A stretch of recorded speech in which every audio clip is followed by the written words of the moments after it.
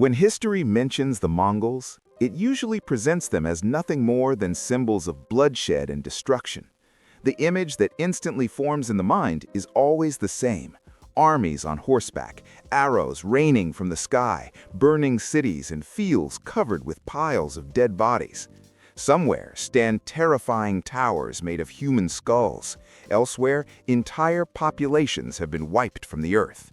It feels as if the Mongols were born only to destroy. And the truth is, this picture is not entirely false. Mongol invasions were genuinely horrifying. Cities were reduced to ruins by their swords, centuries-old civilizations were erased, and the mere sound of their name was enough to freeze blood in people's veins.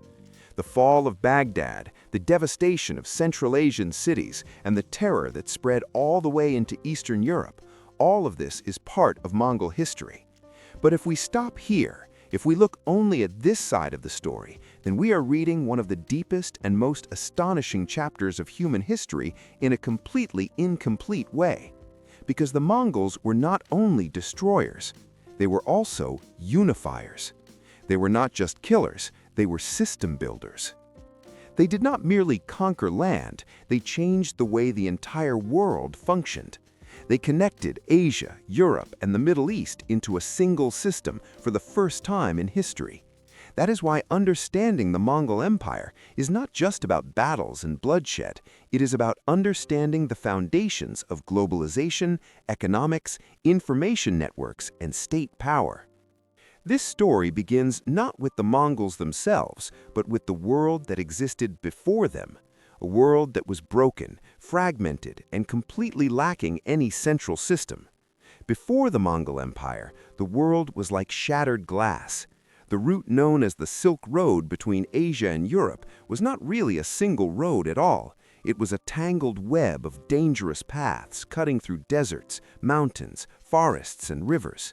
Every few miles lay a new territory, and every territory was its own separate world. Each small state had its own ruler, its own laws, its own currency, its own taxes, and its own army. Merchants had to pay money at every border, sometimes as official taxes, sometimes as bribes. And if the money ran out, their lives could run out with it. Traveling the Silk Road was no less than a gamble with death for any merchant. Bandits were always waiting to strike. Tribal wars could erupt at any moment. Entire cities could suddenly close their gates. Many merchants were killed or robbed before they ever reached their destination. This is why long-distance trade was limited to the wealthy and powerful. For ordinary people, it was nearly impossible. There was no single power capable of controlling the entire system, no empire strong enough to enforce law, order, and protection across continents. The world was fragmented, and that fragmentation kept trade, ideas, and progress locked in chains. Then the Mongols arrived. Rising from the open plains of Central Asia, this people were taken seriously at first. They did not live in cities. They had no grand buildings, no ancient written laws. They lived on horseback, fought on horseback, and died on horseback. But what they possessed was something the rest of the world did not: unmatched discipline, speed, and adaptability. Genghis Khan, whose real name was Temujin, emerged from this chaos. His childhood was brutal. He experienced hunger, slavery, and betrayal firsthand. Because of this, he did not romanticize power. He understood it as a system. He realized that armies alone do not sustain an empire. Systems do. When Genghis Khan united the Mongol tribes under a single banner, it was not just an army, it was a new method of governance. He replaced loyalty based on bloodlines with loyalty based on merit. Those who were capable rose upward. Those who were not were left behind, even if they were the Khan's own sons. And when the Mongol armies began attacking cities, their approach was completely different from anything the world had seen before. Either they destroyed completely or fully integrated. There was no middle ground. A city that resisted became an example, but a city that surrendered without fighting was absorbed into the system. This is where the concept of Mongol peace was born, Pax Mongolica. Genghis Khan and his successors established a level of peace across vast regions of Asia that had never existed before. This peace was created through blood and fear, but once established, it transformed the entire system. Roads became safe. Bandits were either executed or absorbed into the army. The law was harsh, but it was equal. The power of this peace was such that people of the time claimed a man could travel thousands of miles carrying valuable goods without fear. Today, this sounds like a legend, but at the time, it was nothing short of a revolution. This peace turned the Silk Road from a story into reality. For the first time, Chinese silk, Indian spices, Persian knowledge, and European markets were directly connected. Borders technically existed, but in practice they had almost disappeared. The Mongol Empire operated under a single law, a single protection system, and a single authority. Merchants were no longer carrying only goods, they were carrying ideas. Language, culture, and technology were all on the move. This was the world's first truly connected global economy. But the most important part of this system was still yet to come: information. The Mongols understood that an empire does not run on land alone, it runs on information. That is why they created the Yam system, a vast network of relay stations spread across the empire.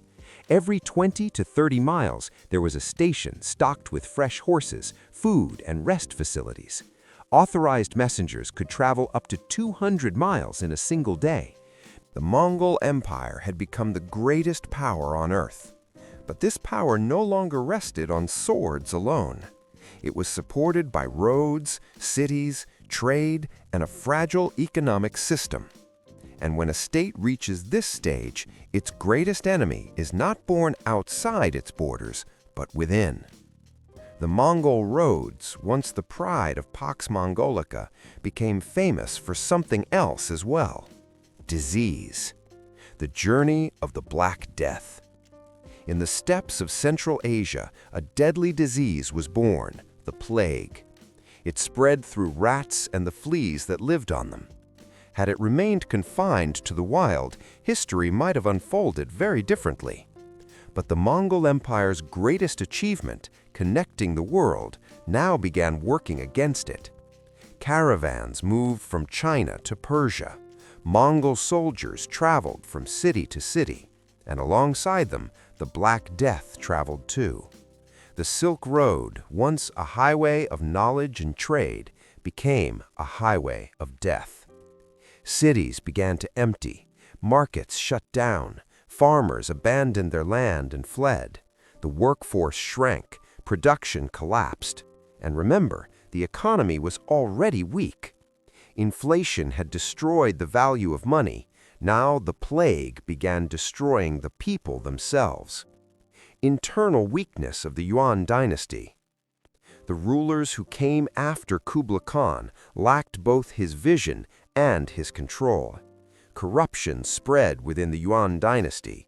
Court politics turned toxic, and generals fought one another for power.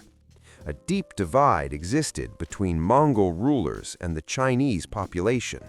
The Mongols did not trust the Chinese, and the Chinese never truly accepted Mongol rule. Taxes increased, the value of paper money continued to fall, and every crisis was answered with the same old solution: print more money. Now people openly rejected paper currency. Gold and silver were hoarded. Black markets emerged.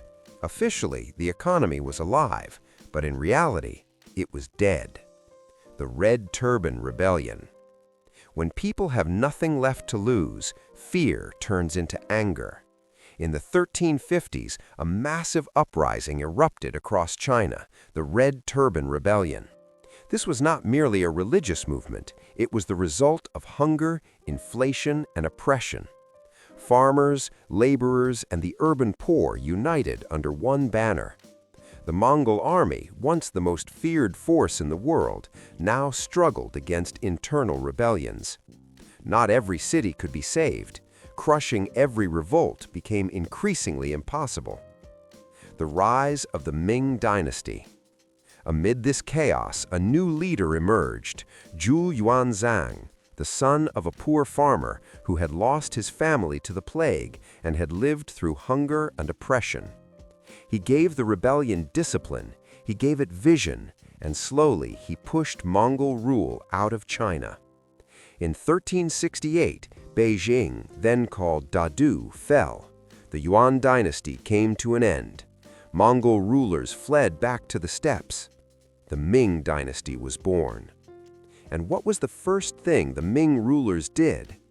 They strictly banned paper money. They tied currency back to precious metals.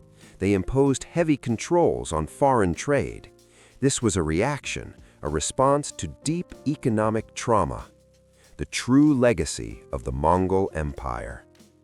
The Mongol Empire fell, but its impact never disappeared. Today's globalized world, connected markets, international trade routes, passport systems, diplomacy, and even the flow of information rests on foundations laid by the Mongols. They taught the world how to connect. They showed that roads and trust can run an empire. And they proved that when economic balance collapses, even the most powerful empire can fall.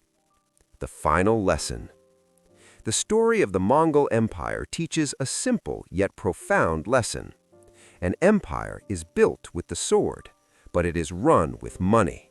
And when money loses its value, the empire becomes nothing more than paper. When we talk today about inflation, currency collapse, and money printing, this is not a new story. It is a 700-year-old lesson, only the characters have changed. History does not repeat itself, but it certainly rhymes.